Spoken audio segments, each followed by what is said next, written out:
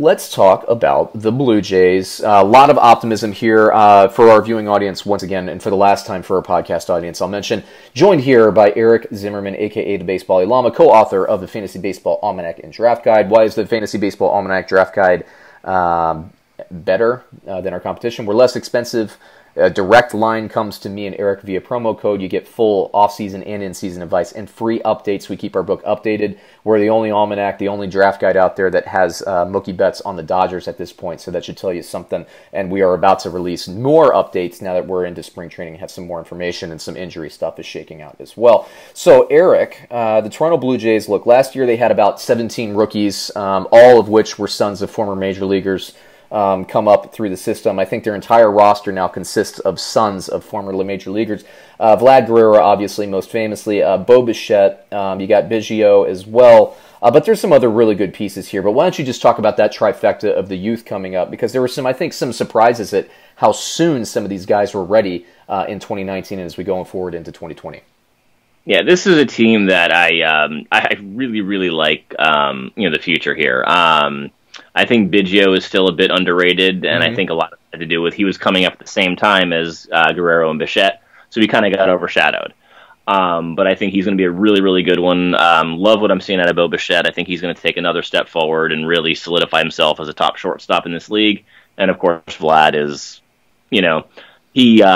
let's say he kind of disappointed overall last year, but I don't think that's any indication for him. Just because of the hype, though. I mean, it's not like I don't think he was a bad player. I think everybody just thought he was going to come in and be like, Trout or something. Maybe that's a little strong, but like they thought he was going to be like immediately like.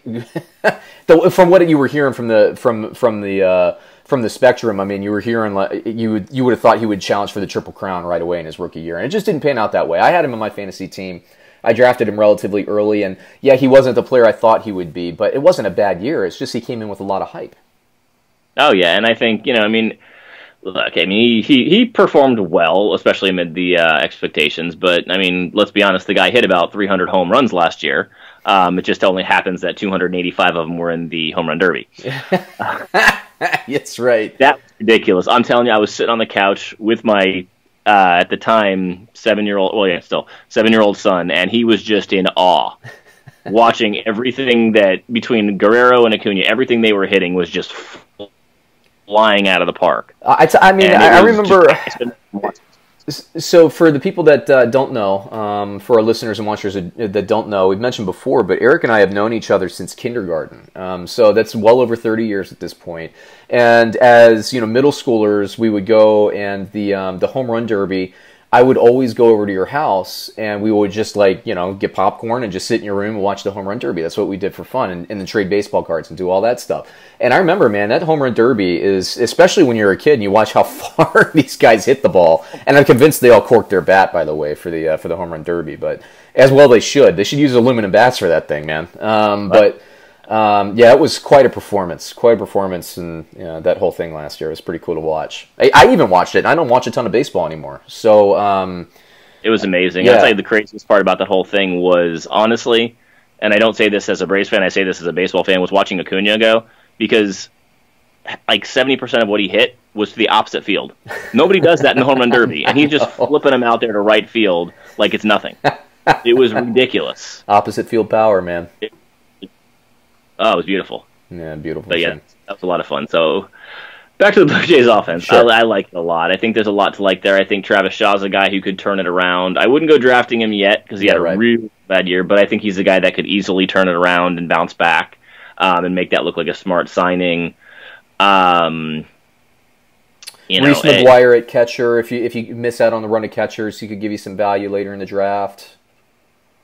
Oof. Is he the one? I got to look this up because there was a Blue Jays catcher that got busted here in Florida, and I'm drawing a blank on the name. I know what you're talking about. For pleasuring himself in a parking lot, I believe, right? In front of a Dollar Tree, I believe it was. So I'm trying to. I just that. Yeah, it's Reese McGuire. Reese McGuire. Oh, jeez. So I don't know what's going to go on there with him. As far as I know, he's still in camp, but yeah. Okay. Yeah. Well, we'll leave that there. Yeah, we'll just leave that there. Let's see. Guriel Jr. And Ryu, Jin Ryu, I should say, which I feel like I'm playing Street Fighter every time I say that name. Ryu, you remember?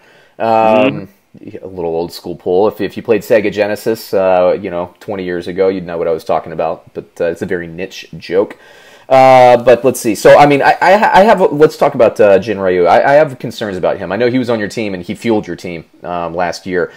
Anytime you go from a lineup like the Dodgers to a new organization, you're a starting pitcher. Not only that, but you go National League to American League. I'm always a little bit hesitant. We have him as a Tier 2 player, which for us, when we say Tier 2, that's not a slight. That's a very good tier for our rankings and our strategy guide. What do you think about that? What do you think about that theory of mine that I'd be a little bit more concerned? I know you're obviously going to keep him this season. He's on your roster. What do you think about him on the Blue Jays? And you just mentioned that you like the offense, so does that help? And actually, he's not going to make the cut on my keepers, amazingly enough. And that's just because of your depth. I know. It kind of came down to him or Tatis Jr. really, which despite the need for pitching, I had to keep him. But I think, with him, even if you say, all right, you're going from the National League to the American League, and you're going into a tougher division overall, things like that, you can probably count on him tacking maybe a run on to his ERA, which is still going to put him at a low 3.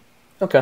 So even with that, he's going to be a solid, he may not be the guy that's going to go out there and dominate to the extent he did in LA just because, it's a whole different world. Really. But he's still going to be a very good pitcher. He's definitely someone I wouldn't sit there and say, I'm not going to draft him because, he can't be as good as he was last year. Even if he's, like I said, a run worse than his ERA, which is a pretty big jump for a guy. He's still going to be outstanding. He's still going to be very good. He's still got a lot of run support behind him. We talked about those 3 youngsters, plus Gurriel, plus Grichuk, Hernandez, all those guys are still going to put up runs for him. I still think he's a very good option. He's still going to be, he's not going to make them regret their deal, at least not this year. I think I wouldn't underestimate him too much, but he does have an injury history as well, so I wouldn't go reaching, right at the beginning there for him. I would kind of keep him in that Tier 2 area. Yeah. Someone wants to jump at him too early, they're probably passing on someone else you'd rather have. Right, yeah. But Ryu is definitely going to be a guy that people might sleep on a little bit early because they think that change. So you might be able to get a bit of a good value on him. Yeah, and that's what our draft guide's all about. It's about finding the right value on draft day, and then with that off-season, or I should say in-season support, that line via promo code that you get directly into this, free, by the way, with the price of the book.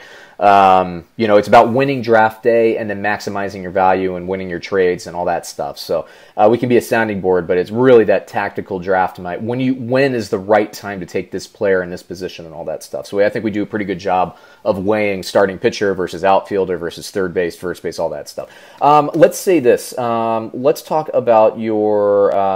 do we have any sleepers on this team, either hitter or pitcher? Do you like anybody like that? We kind of went through the offense. We'll stick with the rotation here. As far as sleepers go, it's kind of, the rotation is going to be interesting. I like Anderson to an extent, although I think he's going to struggle a little more than he did last year. Roark's solid. Shoemaker started out great, but who knows? He got hurt, and we just don't know, what he's going to be coming back. I think they have Shun Yamaguchi, another Japanese import. We don't know. Right. They haven't said officially if he's going to start or relieve yet. If he gets in the rotation, it could be interesting. And the guy I absolutely love, I wouldn't call him a sleeper because he's a prospect and he's a very well-regarded prospect. And he should start the year with the rotation, but probably won't because we all know how these teams like to manipulate that service time, and they got a free pass to do that with Chris Bryant's decision. But Nate Pearson, I think that guy is going to be a stud. So at the very least, stick him in your watch list, and the second he gets the call, pick him up. Sure. But he's a guy, if somehow they do decide to break camp with him, get him, add him, whatever, he's going to be really, really good. Very good. So that's someone to keep an eye on there as well. All right. So it's kind of hard to say a sleeper pick, but that rotation could be interesting by the midseason. Sure, and let's do, as we do with every team here, let's do ceiling and floor. What do you think the ceiling is? What do you think the floor is for the finish of the Toronto Blue Jays this year? we'll start with the floor, which I think is probably kind of duking it out with Boston for third, fourth. I think they take a step forward, and I see. It's hard for me to see them finishing below third, to be honest. But it's always a possibility if we're talking worst case scenario. Sure. So I think best case scenario is if things work out really well rotation wise, they're going to score a lot of runs, and best case scenario they could easily win. They could definitely win the division. I won't say easily, but they could definitely win the division. Interesting. That's well, great. Case. That's fantastic. I don't. I mean, I guess you're right. Best case scenario, you're thinking maybe because we talked about the Yankees earlier in the episode. If Yankees run into some stuff and that offense and the additions that they've made, maybe they make a run. So very, very interesting. I still think my guess is I'm guessing that the Yankees will probably make the division, but we might get 2 wild cards from this division as well. So it'll be a fun season for the AL East, unless you're an Orioles fan like me. Then you're just basically watching, hoping they tank, and then they get a good prospect in the draft. So anyway, well, I think we can probably call that an episode. Nice, good, long episode. Once again, everybody, check out the Fantasy Baseball Almanac and Draft Guide. You can find the link in the show notes below. It's cool, man. Everybody, all the cool fantasy baseball players are doing it. So check out that link. Good value, I think, for the price there.